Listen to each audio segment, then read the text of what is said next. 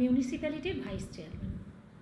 দেখুন, বিরোধী দলনেতা উনি সবসময় কিন্তু এরকম অসংলগ্ন কথাই বলেন। আমরা মনে করি যে লক্ষ্মীর ভাণ্ডার এটা আমাদের মা বোনেদের, যারা বিশেষত একটু পিছিয়ে পড়া আছেন তাদের কাছে এই 1200 টাকা বা 1500 টাকা কতটা যে মূল্যবান সেটা বোঝার মতন ক্ষমতা কিন্তু বিরোধী দলনেতার নেই। এবং যিনি আমাদের পশ্চিমবঙ্গবাসীকে, মা বোনেদেরকে ভিখারি বলছেন, এই শব্দটা তিনি বলছেন, আমি তাকে, তার ভাবনাকে আমি ধিক্কার জানাচ্ছি। কেননা এই তাঁর ভাবনাতে আমরা কেউ ভাবিত হচ্ছি না, এবং বিশেষত আমাদের পশ্চিমবাংলার মা বোনেরা কিন্তু এটাতে একেবারেই পছন্দ করছেন না তাকে। তার এটা বোঝা উচিত। আর যেই ভিখারি বলে তিনি কটাক্ষ করছেন, অথচ তারাই বলছেন যে 2026-এ আমরা এলে আমরা অন্নপূর্ণা ভাণ্ডার দেবো, 3000 টাকা দেবো। তো তাদের দেওয়া টাকাটা কি ভিক্ষা নয়? তাহলে যদি তারা এইটাকেই ভিখারি বলেন তাহলে তো তারাও আবার ভিখারি বানাতে চাইছেন।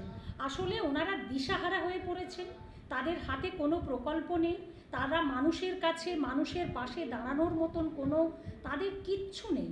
শুধু প্রকল্প নয়, দিদি একটা কথাই বলেন সব সময়, আমাদেরকে নির্দেশ আসে যে মানুষের পাশে থাকুন, মানুষের পাশে গিয়ে মানুষের দুঃখ কষ্ট, মানুষ যেন কোনোভাবেই না কষ্টে থাকে, আপনার এলাকার মানুষ।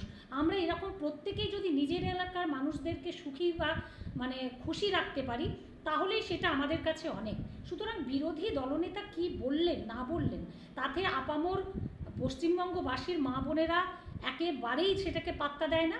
এবং আমরা তো একেবারেই বুঝতেই পারি যে ওনার কিছু কিছু কথা এমনভাবে হয়ে যাচ্ছে, ওনার ইমিডিয়েট একটা ট্রিটমেন্টের দরকার।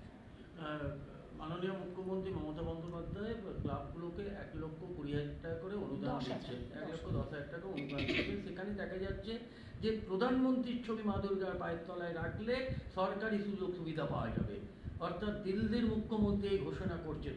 বাংলা কতটা অপমানজনক বলে মনে করছেন? বাংলা অপমানজনক মনে করছেন আপনারা তো আসন্ন দুর্গাপূজা একেবারে হাতের দোরগোড়ায় এসে গেছে, ঢাকের শব্দ প্রায় আমরা পাচ্ছি, কাশফুলের চারিদিকে সাদা রং হয়ে একদম দুলছে। আপনারাই দেখতে পাবেন যে কটা ওখানেতে প্রধানমন্ত্রীর ছবি থাকে কিনা। এগুলো তো অন্যায় আবদার। দিদি যখন 1,10,000 টাকা দিচ্ছেন এই ক্লাবগুলোকে, যাদের বিগ বাজেটের ক্লাব, আমি তাদের কথা ধরছি না, আমাদের আরামবাগের মতন শহরে যেখানে 182টা আরামবাগ মহকুমায় পুজো হচ্ছে, তারা জানেন কি এই বানভাসী এলাকাতে ওই 1,10,000 টাকাটা তাদের কাছে দিদির হাত ধরে কতখানি আশীর্বাদ। দিদি তো কখনো বলেননি, দিদি একবার বলেননি যে তার ছবিটা ওখানে রাখতে হবে, অথচ টাকাটা কিন্তু তিনি দিচ্ছেন। এবং বিরোধীরা কিছু না পেয়ে তাদের বিরুদ্ধে, আমাদের বিরুদ্ধে মামলা করছেন, দিদির বিরুদ্ধে মামলা করছেন। এই টাকাকে কিছুদিনের জন্য বলেছিলেন এটা স্টপ রাখতে হবে, এটা দেয়া যাবে না, কিন্তু দেখলেন যে এত অযৌক্তিক একটা কথা, যার জন্য আবার তারা সেই মামলার রায় বদল করতে বাধ্য হয়েছেন।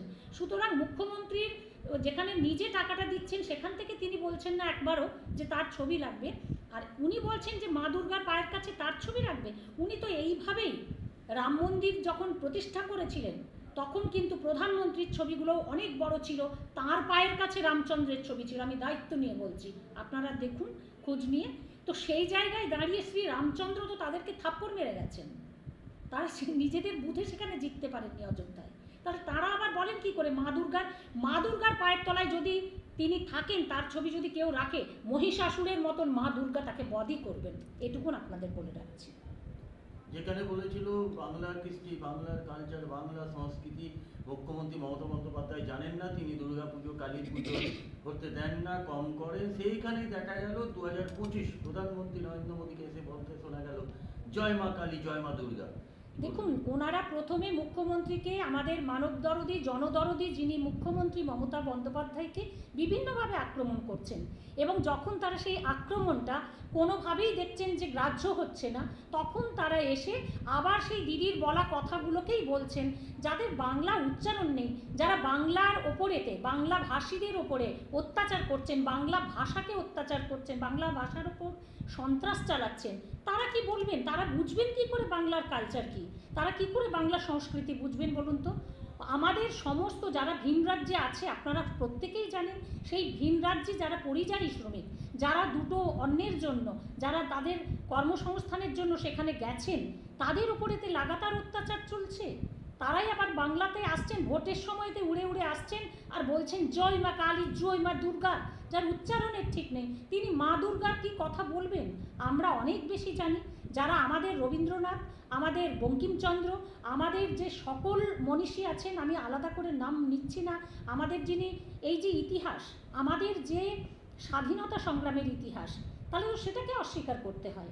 তারা স্বাধীনতা সংগ্রামের ইতিহাসটাকে আগে পড়ুন, তারপর বাঙালিকে তারা অপমান করবেন, তারপর বাংলা ভাষার বিরুদ্ধে তারা সন্ত্রাস চালাবেন। কেননা আমরা মনে প্রাণে বিশ্বাস করি আমাদের মুখ্যমন্ত্রী একটা আপাদমস্তক, তিনি যেভাবে মানুষের কাজ করছেন, দুহাত তুলে মানুষ তাকে আশীর্বাদ করছে, একটা জগন্নাথ দেবের মন্দির তৈরি করা, এটা কিন্তু কোনো মানুষের একার পক্ষে সম্ভব হতো না। এই একটা রাজ্যে, হ্যাঁ বলবেন যে রাম মন্দির করেছেন, তার অনেক পয়সা, বিজেপির পয়সার কোনো শেষ নেই, বিজেপির টাকা পয়সা সবটাতেই অনেক অনেক তারা এগিয়ে, পয়সার দিক থেকে আমরা কিন্তু অনেক তাদের কাছে অনেক কম।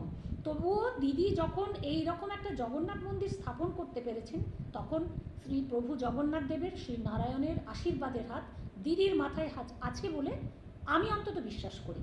সুতরাং তারা এসে কি জয় মা দুর্গা, জয় মা কালী বলে এখানকার সংস্কৃতিকে বলছেন যে বিরাট ভালোবাসেন, এটা কখনো নয়, এটা সম্পূর্ণ মিথ্যাচার।